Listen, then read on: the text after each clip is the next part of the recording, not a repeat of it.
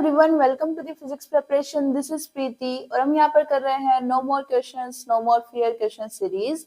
इस सीरीज में हम पढ़ रहे हैं अपना chapter magnetic effects of electric current. इसमें हमारे पास नेक्स्ट टॉपिक रहता है solenoid.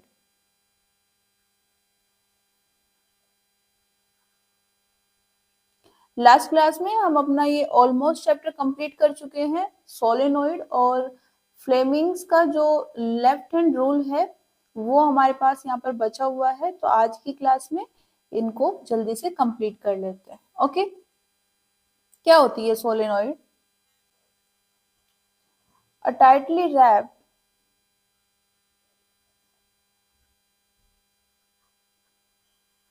conducting wire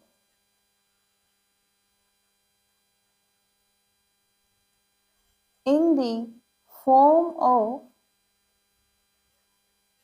cylinder is called solenoid। क्या करना है आपको? एक कंडक्टिंग वायर लेना है और इस कंडक्टिंग वायर को टाइटली रैप करना है। सिमिलर चीज है जैसे आप जब पतंग उड़ाते हो, ठीक है, उसमें जो मांझा आता है उसको आप जो चरखी होती है उस पर लपेटते हो, ठीक है। बस ये रहता है कि उसमें आप किसी भी तरह से उसको रैप कर सकते हो, बट यहाँ पर आपको क्या करना है, मेक श्योर करना है कि जो आप वायर ले रहे हो, जब उसको रैप कर रहे हो तो उसके जो टर्न्स हैं वो एक दूसरे के क्लोज रहे, ठीक है। तो यहाँ पर हमें क्या करना है, एक वायर लेना है। वायर ऐसा लेना है जो कंडक्टिंग हो, मतलब जिससे करंट फ्लो हो पाए, और उसको क्या करना है, टाइटली रैप करना है। किस फॉर्म में? In the form of cylinder. As a result आपको जो मिलता है वो क्या होती है, आपकी सोलेनॉइड, ठीक है। अब हम इसको यूज क्यों करते हैं? It is used to produce uniform magnetic field। Specially हम इसको किस लिए बनाते हैं? क्योंकि देखो आपके पास जो करंट होती है जब वो फ्लो होगी किसी भी वायर से तो वहां पर मैग्नेटिक फील्ड आएगी। लेकिन सोलेनॉइड एक ऐसी चीज होती है, एक ऐसी डिवाइस होती है जिसमें जब आप करंट फ्लो कराते हो तो मैग्नेटिक फील्ड तो आपको मिलेगी, लेकिन वो यूनिफॉर्म होगी। और यूनिफॉर्म का मतलब क्या है? हर एक पॉइंट पर डायरेक्शन भी सेम होगी और मैग्नीट्यूड भी, ठीक है। यहाँ पर आपके पास जो मैग्नेटिक फील्ड आती है वो किस किस पर डिपेंड करती है? In case of solenoid magnetic field अब तक हम पढ़ चुके हैं करंट पर डिपेंड करती है, ठीक है। ये तो आपको हमेशा याद रखना ही है। साथ में वो ये आई किसको डिनोट कर रहे हैं? Current in solenoid.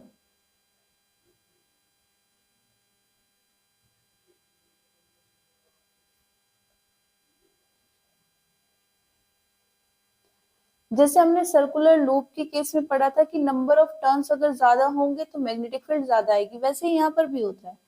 ये जो मैग्नेटिक फील्ड है वो किस पर डिपेंड करती है? Number of turns per.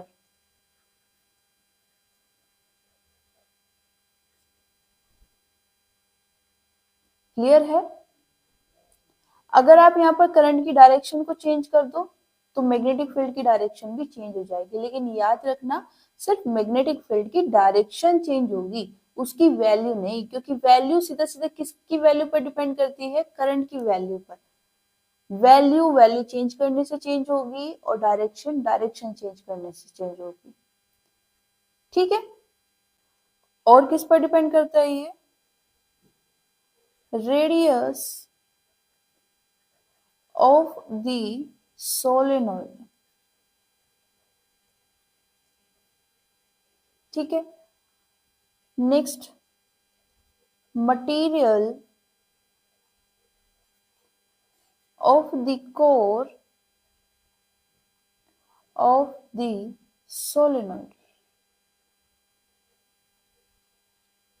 अब यहाँ पर हम किस रेडियस की बात कर रहे हैं, किस कोर की बात कर रहे हैं, इसको समझने के लिए हम यहाँ पर एक डायग्राम ड्रॉ कर लेते हैं। देखो पहले सिंपल से देख लेते हैं। मान लो आपके पास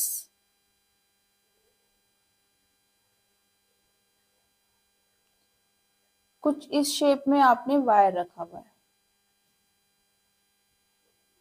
ठीक है। ये इसके टर्न्स आ गए, पहला टर्न ये है, दूसरा टर्न ये है, तीसरा टर्न ये है, चौथा टर्न ये है, एक सिलेंडर की फॉर्म में है। तो ये क्या हो गई आपके पास सोलेनोइड, ठीक है। अब यहाँ पर ये वाला जो इसकी विड्थ है, इसको हम यहाँ पर क्या बोल सकते हैं, इसका डायमीटर बोल सकते हैं। और इसका अगर हम हाफ करेंगे तो हमें क्या मिल जाएगी, रेडियस ऑफ दी सोलेनोइड, ठीक है। तो यहाँ पर जो हम जैसे फॉर एग्जांपल हम ये वाला जो रीजन है इसको हम क्या बोलते हैं, कंप्लीटली ये क्या है, थिकनेस है। ये वाला रीजन क्या है, एरिया है। एरिया है तो ऊपर से नीचे तक अगर हम पॉइंट के बीच की डिस्टेंस देखें तो क्या हो जाएगा, डायमीटर। डायमीटर का हाफ करेंगे तो क्या आ जाएगी, रेडियस। तो वैसे ही अगर हम किसी वायर को बहुत सारे सर्कल्स की फॉर्म में टर्न कर रहे हैं, रैप कर रहे हैं, तो वहां पर भी हमारे पास क्या आएगी, एक रेडियस आएगी। तो यहाँ पर जो मैग्नेटिक फील्ड आएगी उस रेडियस पर डिपेंड करती है, ठीक है। और किस पर डिपेंड करती है, यहाँ पर आपके पास जो सोलेनोइड है इसके अंदर आप एक मटेरियल यूज कर सकते हो, एक कोर यूज कर सकते हो। जैसे मैंने अभी आपको एक एग्जांपल दिया था। एग्जांपल क्या था, आप जब पतंग उड़ाते हो तो उसमें आप मांझा लपेटते हो, रैप करते हो उसको, और उसके लिए आप जो चरखी यूज करते हो वो किसी मटेरियल की बनी होगी, ठीक है। उसी को हम यहाँ पर कोर बोल रहे हैं। जिसके ऊपर आप मांझा लपेटते हो उसको हम यहाँ पर क्या बोल रहे हैं, कोर बोल रहे हैं, ठीक है। बस फर्क यहाँ पर इतना है कि हम यहाँ पर मांझे की नहीं बात कर रहे हैं, हम वायर की बात कर रहे हैं, एक ऐसा वायर जिससे करंट फ्लो हो सकती है, मतलब कंडक्टिंग वायर, ठीक है। तो हम यहाँ पर क्या ले सकते हैं, एक कोर ले सकते हैं जिसके ऊपर हम इसको, इस वायर को रैप कर सके,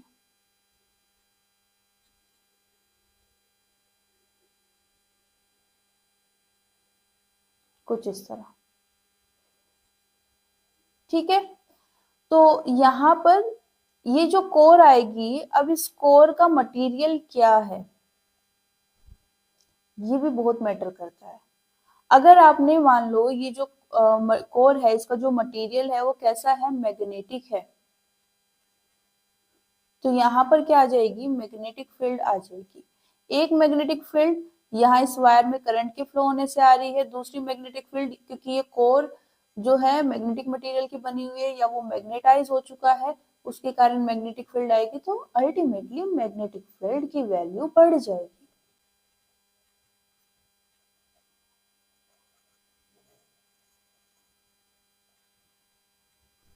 क्लियर है। अब यहाँ पर एक और चीज जो बहुत ज्यादा पूछी जाती है वो क्या है,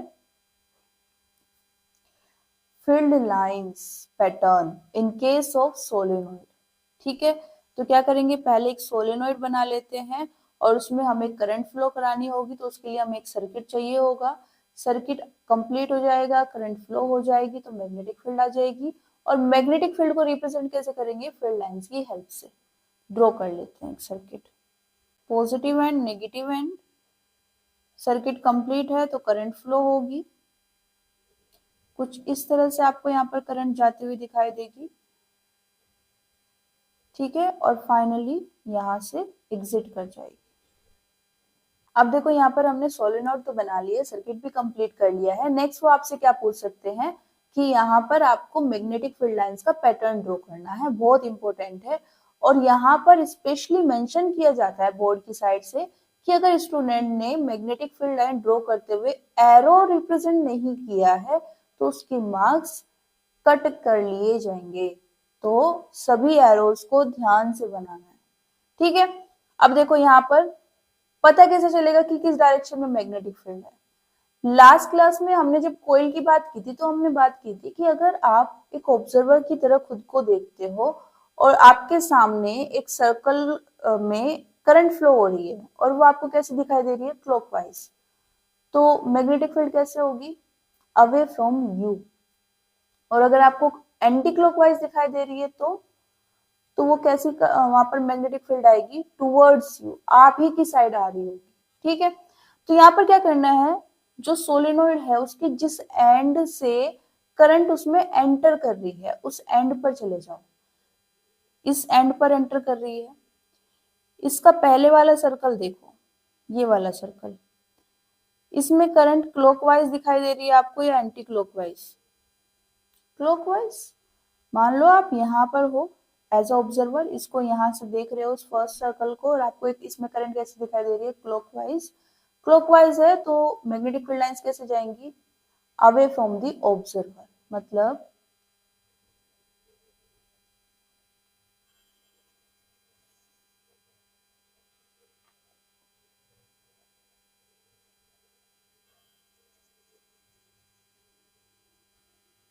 इस डायरेक्शन में। ठीक है, अब यहाँ पर जैसे जैसे आप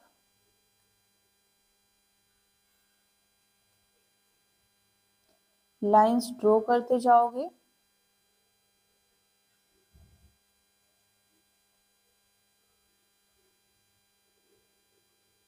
जितनी भी फील्ड लाइंस है उन सब में डायरेक्शन यही रहेगी।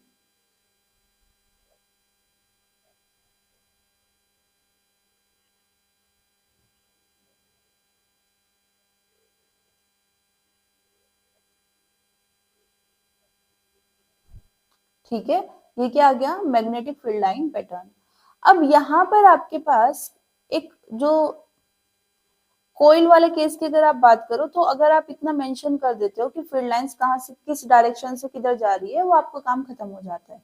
जब आप सोलेनोइड की बात करते हो ना, तो आपसे एक और चीज पूछ ली जाती है कि इसमें जो साउथ पोल है वो कौन सा है और नॉर्थ पोल है वो कौन सा है, मतलब सोलेनोइड का कौन सा एंड साउथ पोल की तरह बिहेव करेगा और कौन सा पोल नॉर्थ पोल की तरह।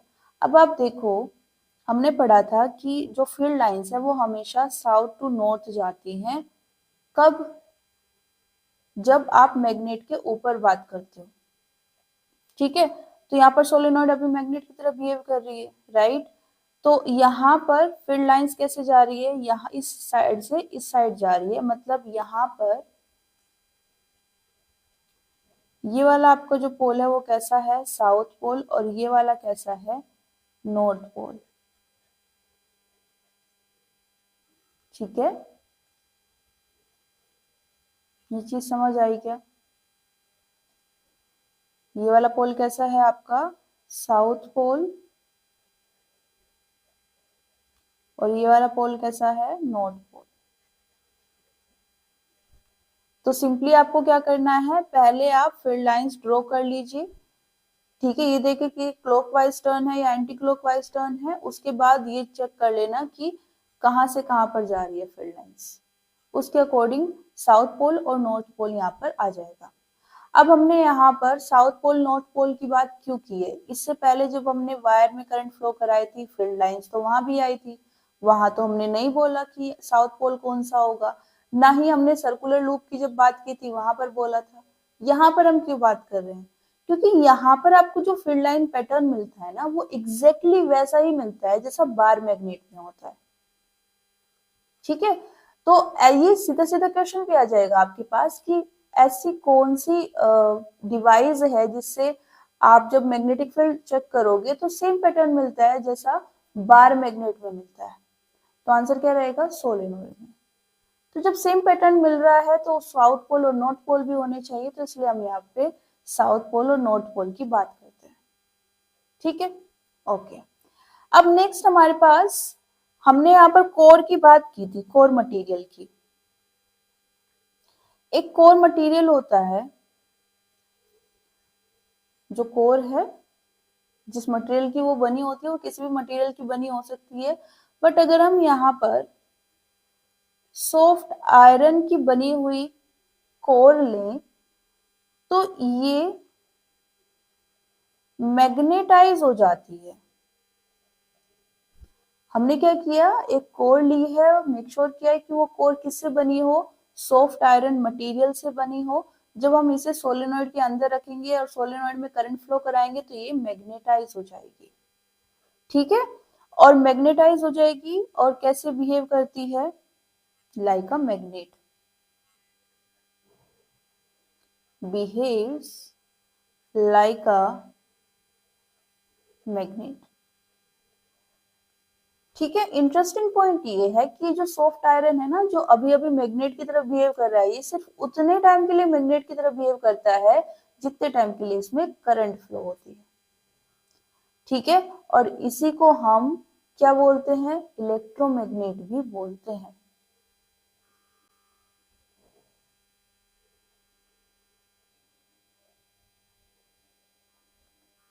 एज अ रिजल्ट हमें जो मिलता है वो क्या होता है, electromagnet. Okay, okay.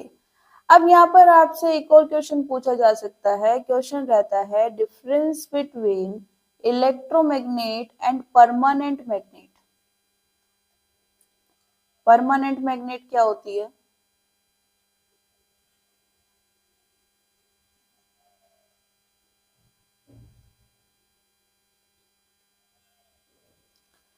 Permanent magnet जो हर सिचुएशन में मैग्नेट रहती है, ठीक है, जैसे बार मैग्नेट। और दूसरा इलेक्ट्रोमैग्नेट। इलेक्ट्रोमैग्नेट क्या होती है? For example soft iron material.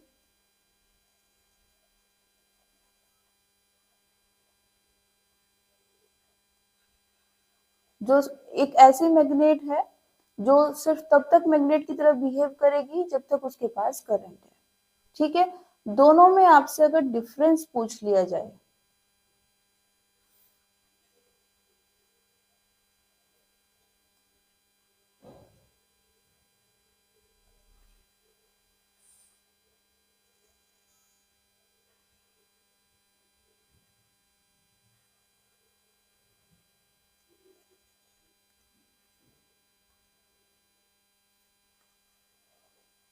तो पहला डिफरेंस क्या रहता है? If current is zero,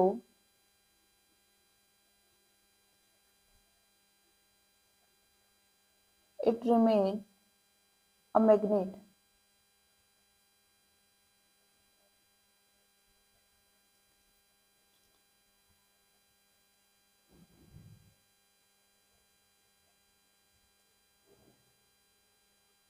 It remains a magnet, और या हम इसको इस तरह भी लिख सकते हैं,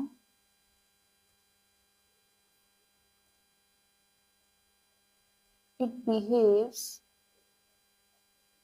like a magnet until I is not equals to zero. ठीक है, अगर करंट जीरो हो गई तो जो आपका मटेरियल है वो अब इलेक्ट्रोमैग्नेट नहीं रहेगा, वो मैग्नेट की तरह बिहेव नहीं करेगा। ठीक है, यहाँ पर अगर हम बात करें, if we change the value of current,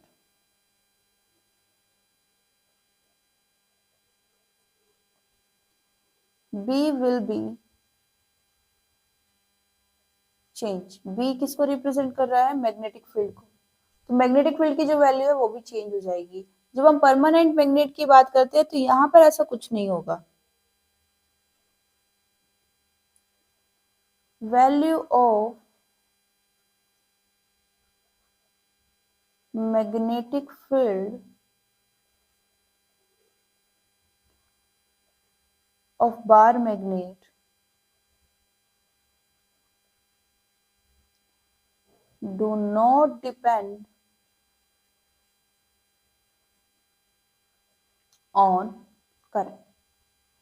अगर हम क्या करें, जो हमारे पास करंट है, हम उसकी वैल्यू चेंज नहीं कर रहे, सिर्फ डायरेक्शन चेंज कर रहे हैं। फॉर एग्जांपल जो करंट है पहले लेफ्ट से फ्लो हो रही थी, इस बार राइट से फ्लो हो रही है, हमने क्या किया, डायरेक्शन चेंज की। तो क्या होगा, if we change the direction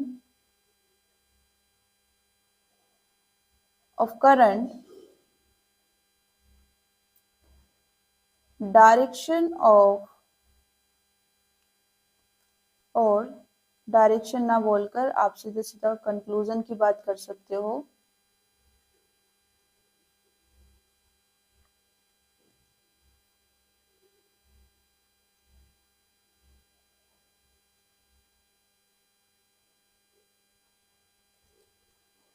poles of it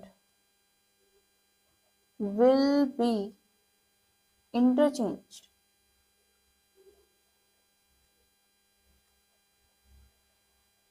मतलब जो पहले नॉर्थ पोल था वो अब साउथ बन जाएगा और जो पहले साउथ था वो अब नॉर्थ बन जाएगा। जबकि अगर हम बात करें बार मैग्नेट में, पोल्स रिमेन फिक्स्ड। क्लियर है?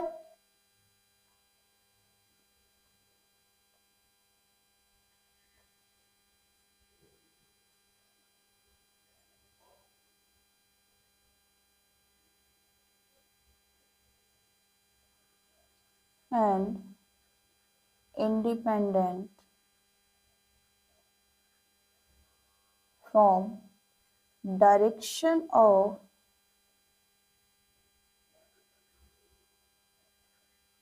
current। तो ये आपके पास कुछ डिफरेंसेस हैं।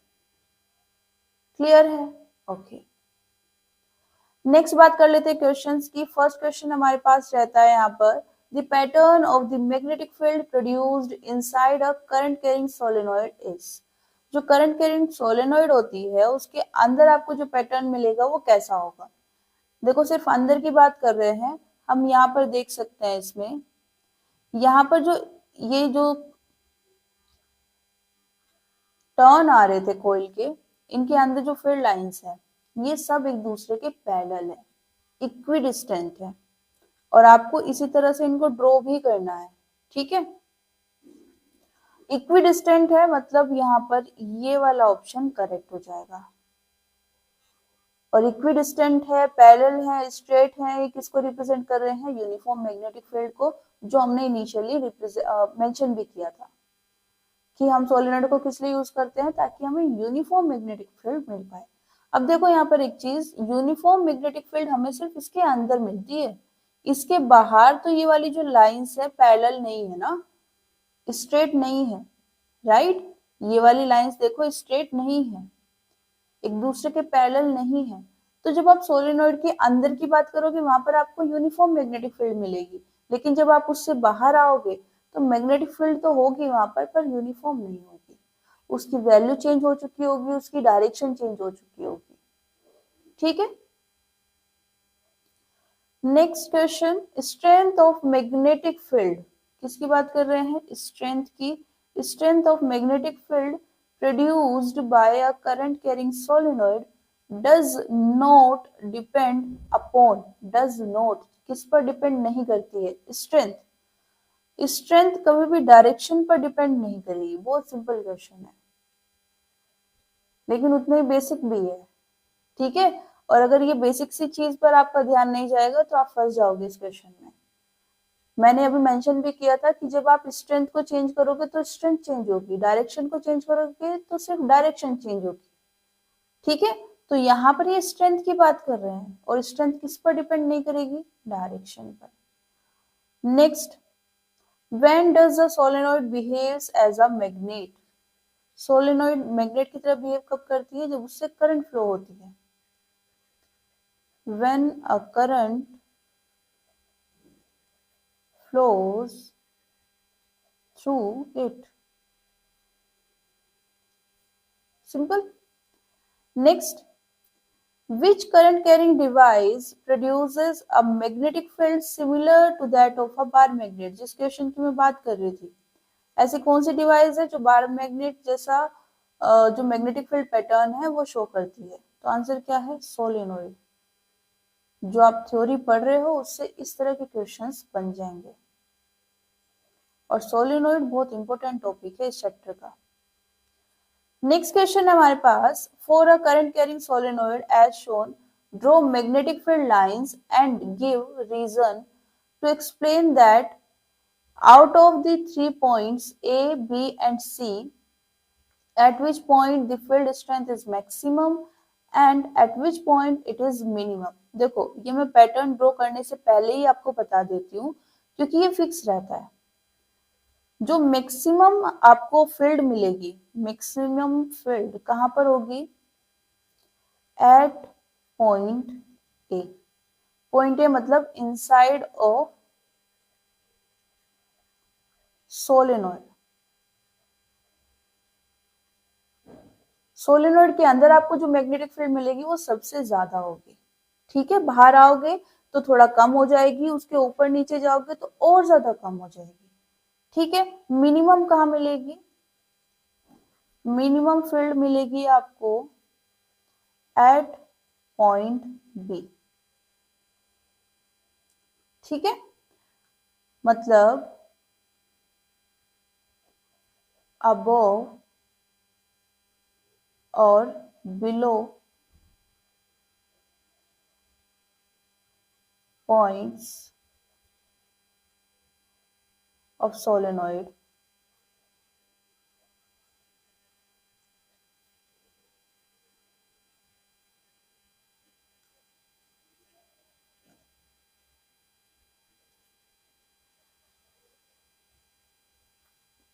एक और वर्ड मैं यहाँ पर मेंशन कर देती हूँ, आउटसाइड पॉइंट।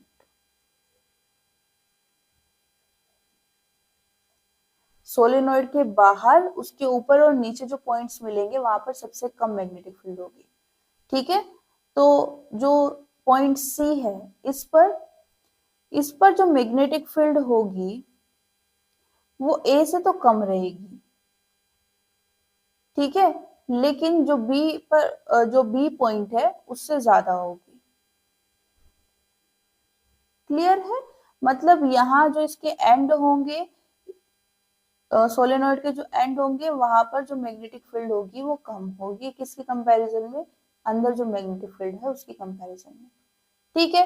अब एक काम और क्या करना है, यहाँ पर हमें यहाँ पर फील्ड लाइंस ड्रॉ करके बतानी है, क्वेश्चन में पूछा गया है। तो फील्ड लाइंस ड्रॉ कर लेते हैं। कैसे ड्रॉ करेंगे? सेम थिंग यूज करनी है, आपको खुद को ऑब्जर्वर बनाना है। जिस डायरेक्शन से करंट फ्लो हो रही है उस साइड चले जाना है, जिस साइड से करंट एंटर कर रही है सोलेनॉइड के अंदर, ठीक है। किस साइड से एंटर कर रही है सोलेनॉइड में? करंट इस साइड से एंटर कर रही है, तो यहाँ पर आपको एज अ ऑब्जर्वर रहना है। अब देखो जरा, करंट किधर जाएगी? यहां से कुछ इस तरह आ रही है करंट, ठीक है। कुछ इस तरह गई है और फिर कुछ इस तरह आई है, क्लॉकवाइज है, राइट। और क्लॉकवाइज है तो अगेन आपके पास जो मैग्नेटिक फील्ड लाइंस होंगी वो इस डायरेक्शन में आएंगी, और जिसका सीधा सा मतलब है कि ये साउथ पोल है और ये नॉर्थ पोल है, क्योंकि साउथ से नॉर्थ जाएंगी field lines, right.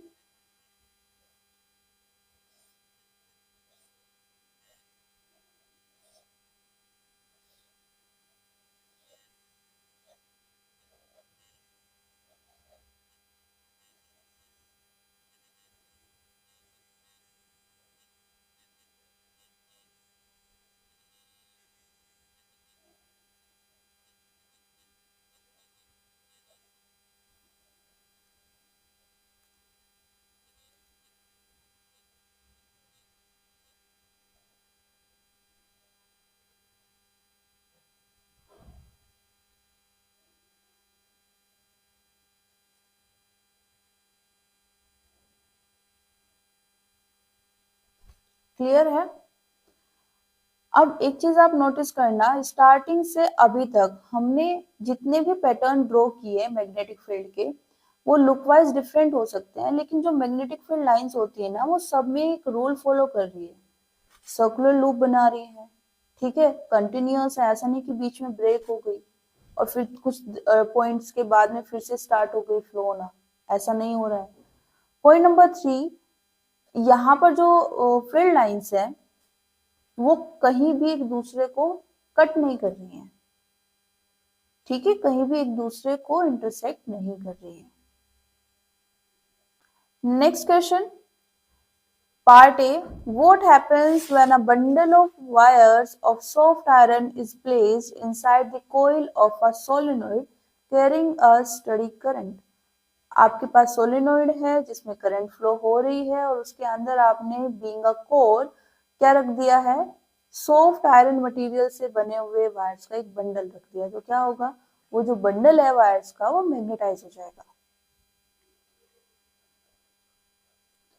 Bundle of wires will become या will be magnetized।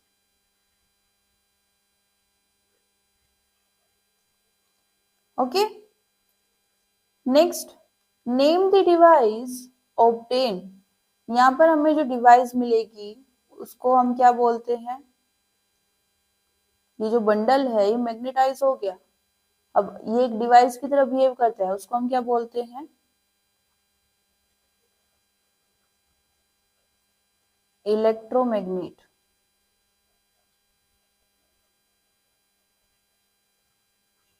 ठीक है, देन नेक्स्ट है, why is it called so.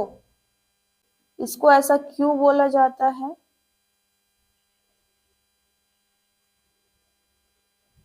Answer क्या रहेगा, because it behaves like a magnet only if current is non-zero। Electromagnet, ठीक है, electromagnet हम इसे क्यों बोल रहे हैं, मैग्नेट क्यों नहीं, क्योंकि ये सिर्फ तभी तक एग्जिस्ट करती है मैग्नेट जब तक यहाँ पर इलेक्ट्रिक करंट होती है। ठीक है, इसलिए हम इसको ऐसा बोलते हैं। Next, draw the magnetic field lines inside a current carrying solenoid. उसके अंदर जो हमारे पास फील्ड लाइंस होती हैं वो एक दूसरे के पैरेलल रहती हैं, तो आपको सिंपली ये पैरेलल लाइंस ड्रॉ कर देनी है। ठीक है, what does this pattern of magnetic field lines indicate. ये क्या शो करता है, it shows uniform magnetic field, uniform magnetic field. ठीक है, okay.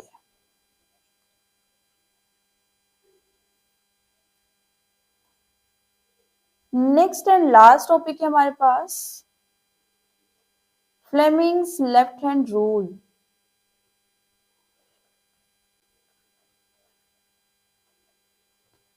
Fleming's left hand rule.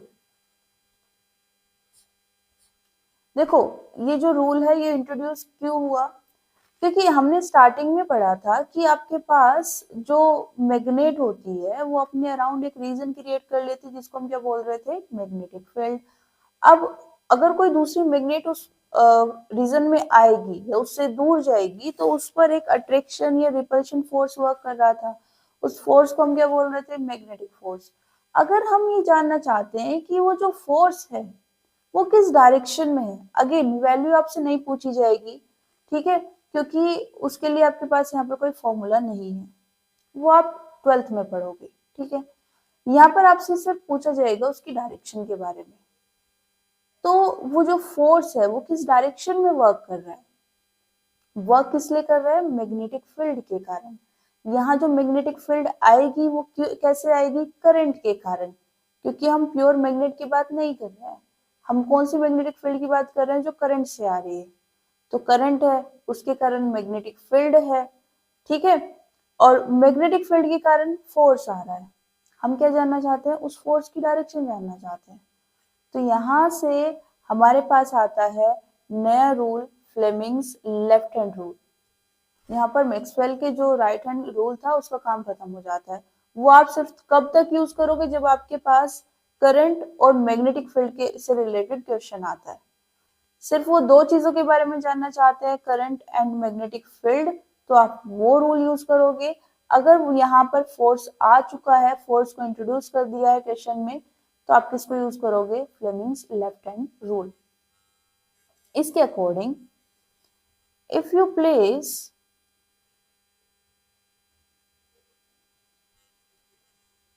your thumb, forefinger and middle finger of left hand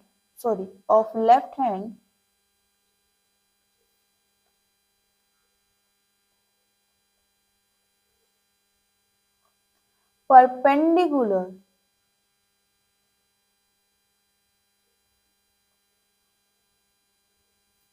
to each other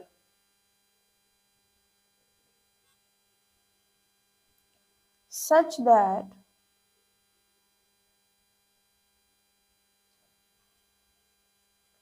forefinger shows direction of magnetic field and middle finger tells about the direction of current, then your thumb will show the direction of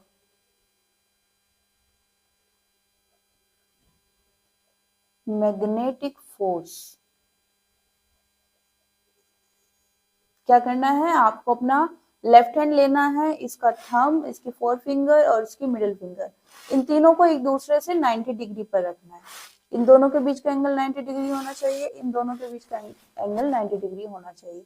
अब क्या है, यहाँ पर इन तीनों को fix कर दो। Fix कैसे करना है, यहाँ इस फिंगर पर आपको हमेशा मैग्नेटिक फील्ड की डायरेक्शन पता चलेगी, इससे आपको हमेशा करंट की डायरेक्शन पता चलेगी और इससे फोर्स की। ये फोर्स के लिए, ये मैग्नेटिक फील्ड के लिए और ये करंट के लिए। ठीक है, क्या बोल रहे हैं कि अगर मान लो आपने इसको मैग्नेटिक फील्ड की डायरेक्शन में रख दिया, इसको करंट की डायरेक्शन में, तो अब ये जिस डायरेक्शन में आ रहा है उसी डायरेक्शन में आपका फोर्स वर्क कर रहा है। लेकिन कब, जब ये तीनों एक दूसरे से परपेंडिकुलर डायरेक्शन में। ठीक है, इसके लिए आप यहाँ पर एक फिगर ड्रॉ कर सकते हो।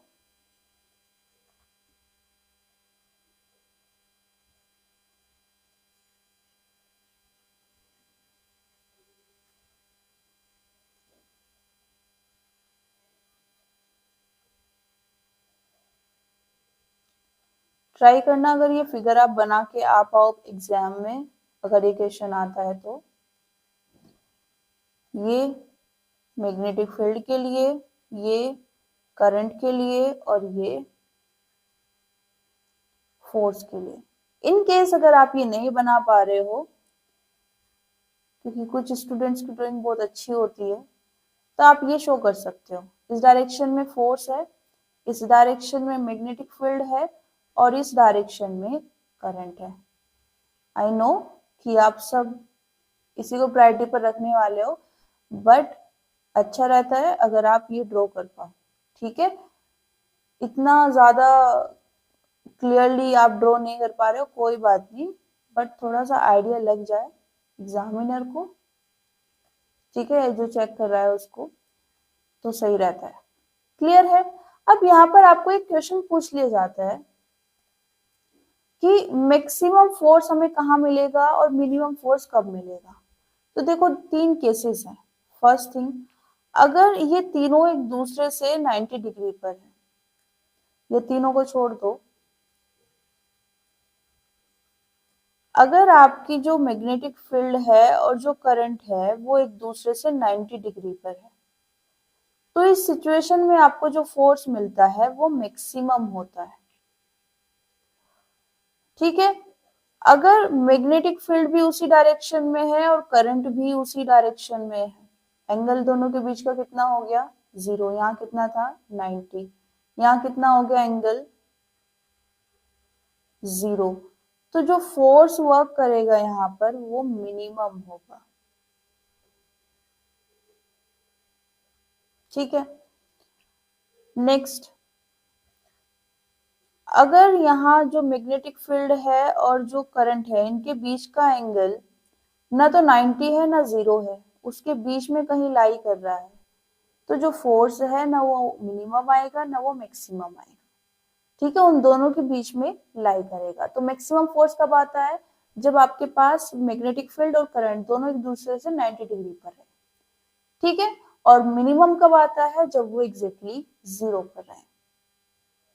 ठीक है, क्वेश्चंस देख लेते हैं। फर्स्ट है, एक पॉइंट और है इसमें, वो भी मैं आपको मेंशन कर देती हूँ। यहाँ पर वो क्या करते हैं, आपको सीधा सीधा करंट की डायरेक्शन नहीं बताते, आपको पार्टिकल्स के बारे में बताएंगे। ठीक है, वो बता देंगे कि आपके पास या तो एक पॉजिटिव पार्टिकल है या फिर एक नेगेटिव पार्टिकल है।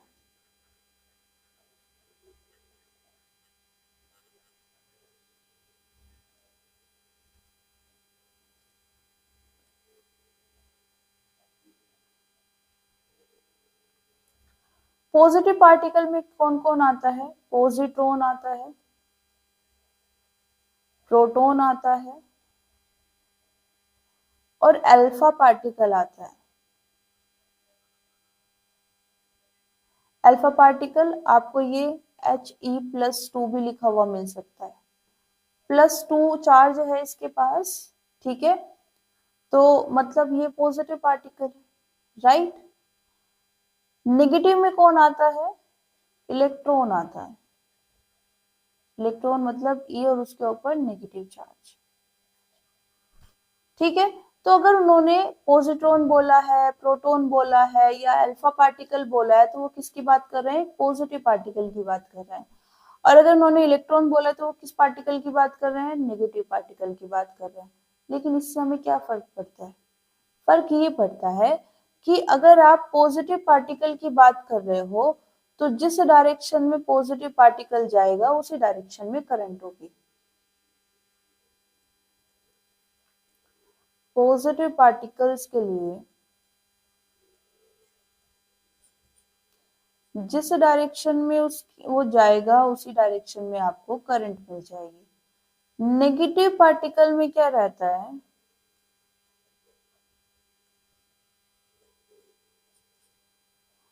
अगर आपका पार्टिकल इस डायरेक्शन में जा रहा है तो फिर करंट आपको इस डायरेक्शन में मिलेगी।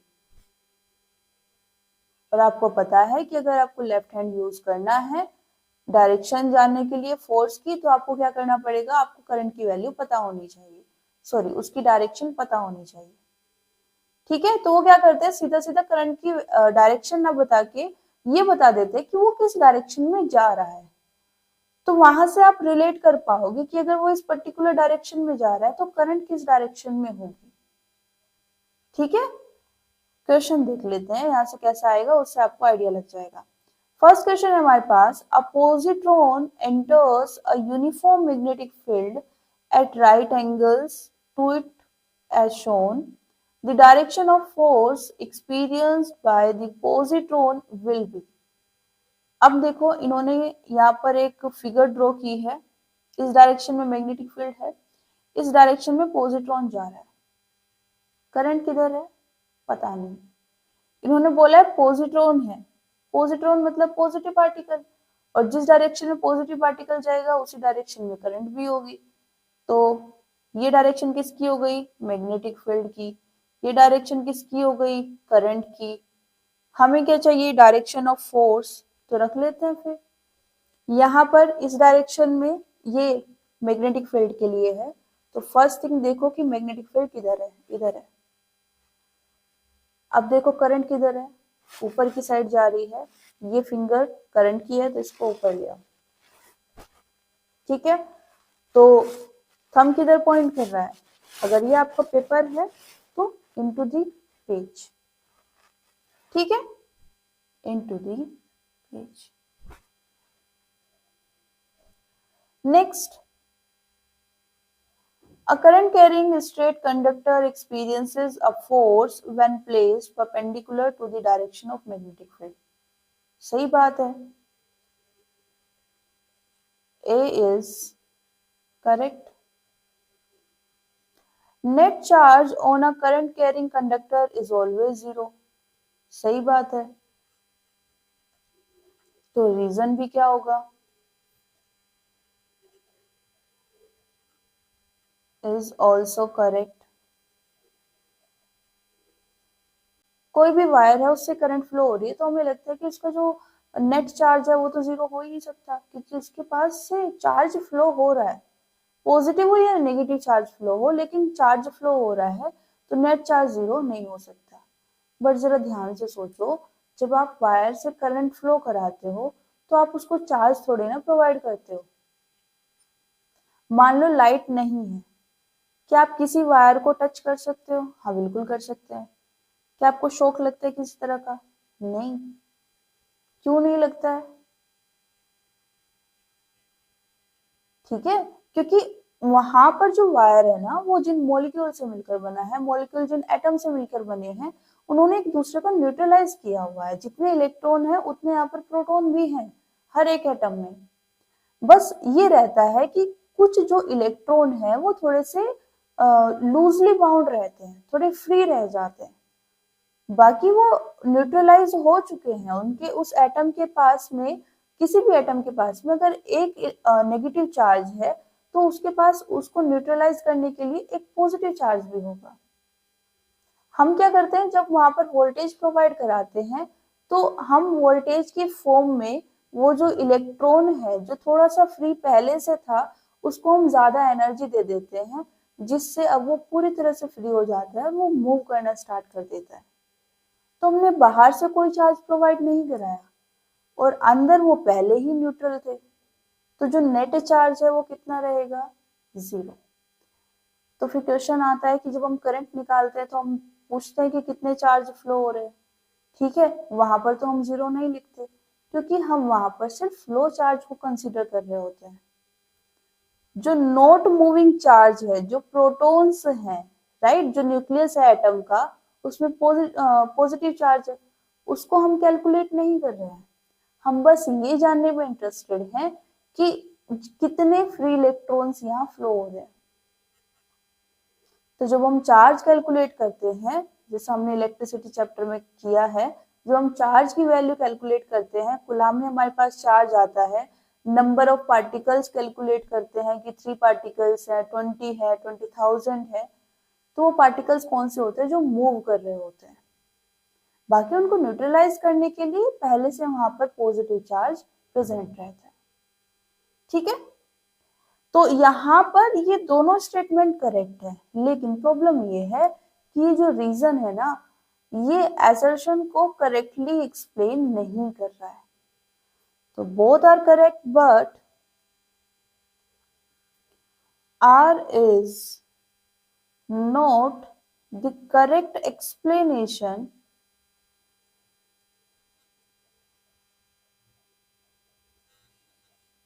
of A। ठीक है, ओके। देखो नेक्स्ट हमारे पास a rectangular loop ABCD carrying a current is situated near a straight conductor XY such that the conductor is parallel to the side AB of the loop and is in the plane of the loop. If a steady current I is established in the conductor as shown in figure, the conductor XY will remain stationary, rotate about its axis, move towards the side AB। देखो ये ultimately क्या जानना चाहते हैं कि आपके पास जो ये कंडक्टर है ना XY, ये किस साइड मूव करेगा, और मूव करने का मतलब है कि उस पर कुछ ना कुछ फोर्स लग रहा होगा। और कौन सा फोर्स यहाँ वर्क कर सकता है? Magnetic force. तो ये क्या जानना चाहते हैं? Force on XY। ठीक है, एक यहाँ पर लूप भी है जिसके अंदर करंट है, फोर्स उस पर भी लगेगा, लेकिन ये कौन से फोर्स की बात कर रहे हैं? कौन से फोर्स को जानने में इंटरेस्टेड है? जो एक्स वाई पर लगेगा। ठीक है, अब एक्स वाई पर जो फोर्स लगेगा वो किस किस के कारण आएगा? एक्स वाई पर जो फोर्स लगेगा वो एक्स वाई में जो करंट है उसके कारण आएगा, आई इन एक्स वाई। तो किस डायरेक्शन में है करंट इसमें, इस डायरेक्शन में। प्लस यहाँ पर जो इस वायर के आसपास जो मैग्नेटिक फील्ड होगी उसके कारण यहाँ पर फोर्स लगेगा, और वो फील्ड कहाँ से आएगी, देखो यहाँ करंट है इस वायर में, तो एक इसकी अपनी खुद की मैग्नेटिक फील्ड भी होगी, लेकिन हमें अभी उसे अवॉइड करके चलना है क्योंकि वो खुद पर फोर्स नहीं लगा सकती, वो अभी हमारे लिए यूजलेस है। इस वायर पर जो फोर्स लगेगा वो किसी दूसरे की मैग्नेटिक फील्ड के कारण लग सकता है, और वो दूसरी मैग्नेटिक फील्ड कहाँ से आएगी, ये जो कंडक्टिंग वायर है इसमें जो करंट फ्लो हो रही है इसके कारण। ठीक है, तो हमें क्या चाहिए, B due to ABCD loop. ठीक है, अब यहाँ पर जो मैग्नेटिक फील्ड है उसकी डायरेक्शन कैसे निकालें, देखो जो ये लूप है इसकी इस वाली साइड में करंट किस डायरेक्शन में जा रही है, इस डायरेक्शन में जा रही है। ठीक है, तो इस डायरेक्शन में जब करंट जाएगी तो इसके कारण मैग्नेटिक फील्ड किधर आएगी, देखो इसके इस साइड के पॉइंट्स पर भी हम मैग्नेटिक फील्ड बता सकते हैं और इस साइड के पॉइंट्स पर भी। कुछ ऐसा है कि आपके पास मानो ये XY वायर है जिसमें आपको मैग्नेटिक फील्ड चाहिए, जिसके पॉइंट्स पर मैग्नेटिक फील्ड चाहिए, और यहाँ पर इस पर्टिकुलर डायरेक्शन में करंट फ्लो हो रही है। तो आपको क्या करना है, मैक्सवेल का राइट हैंड रूल यूज करना है, अपनी फिंगर्स को इस वायर पर लेकर आओ और देखो कि वो कैसे पॉइंट कर रही है। ये है कुछ इस तरह से आपकी साइड आ रही है। ठीक है, आपकी साइड आ रही है तो आप इसको डॉट से डिनोट कर सकते हो, टुवर्ड्स यू। इस डायरेक्शन को आप कैसे ड्रॉ कर सकते हो, डॉट से, और अगर कैसे जा रही है, अवे फ्रॉम यू, तो कैसे डिनोट कर सकते हो, क्रॉस से। अब आपको यहाँ पर क्या करना है, आपका जो लेफ्ट हैंड है इसकी इन दोनों फिंगर्स को अरेंज करना है in the direction of current, in the direction of magnetic field. आपका जो थंब है वो आपको डायरेक्शन बता देगा, किसकी, फोर्स की। ठीक है, और ट्राई करना है इस क्वेश्चन को। इसका जो आंसर आएगा वो होगा move towards the side of the loop. Okay okay then, इसी के साथ होता है हमारा चैप्टर कंप्लीट, और इसी के साथ हमारी ये सीरीज भी एंड होती है, जिसमें हम बात कर रहे थे no more questions no more fear की, जिसमें हमारा पूरा जो फोकस था वो उन क्वेश्चंस पर था जो कि न्यूमेरिकल होते हैं, ना कि थ्योरेटिकल। स्टिल हमने ये वाला चैप्टर पूरा कर लिया है कवर, मैग्नेटिक इफेक्ट्स वाला, क्योंकि यहाँ पर जो क्वेश्चंस हैं वो थ्योरेटिकल तो नहीं है, मतलब ऑफ कोर्स वर्डिंग में आंसर देना होता है, न्यूमेरिकल सॉल्व नहीं करना होता है, बट जो डायरेक्शंस हैं वो यहाँ पर काफी इंपॉर्टेंट रहती है और वो एक्सप्लेन होना जरूरी रहती है। ठीक है, तो इसलिए मैंने यहाँ पर इस चैप्टर को भी इस सीरीज में कवर कर लिया है आप सबके लिए। बट जो नेक्स्ट चैप्टर रहता है इसमें एक बाकी है चैप्टर ह्यूमन आई, वो हम यहाँ पर डिस्कस नहीं कर रहे हैं। अगर आपको उसके रिगार्डिंग कोई डाउट है तो आप कमेंट सेक्शन में पूछ सकते हैं। ठीक है, क्योंकि पूरा थ्योरेटिकल चैप्टर है, राइट। अब इससे अलग आपके पास कोई डाउट है तो वो भी आप कमेंट सेक्शन में पूछ सकते हैं। इसी के साथ ये सीरीज एंड करते हैं। Thank you everyone, see you soon.